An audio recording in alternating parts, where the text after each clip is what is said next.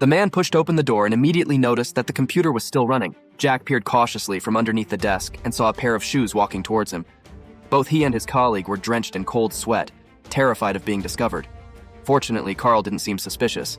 He shut down the computer and left the room without investigating further. Once they were sure Carl had left, the two of them carefully emerged and fled in the opposite direction. In that moment, Jack remembered their boss was still in the building. He urged his colleague to find a way to call for help, while he went to warn the boss. When Jack arrived at the boss's office, he found it empty. Meanwhile, his colleague found his phone.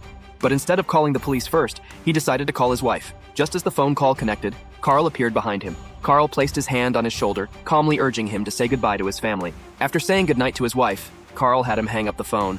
Then, Carl pulled out a gun and asked if anyone else was working late in the building. The colleague nervously claimed he was the only one. A few seconds later, Carl killed him. After a while, Jack cautiously entered the office, finding no sign of his colleague.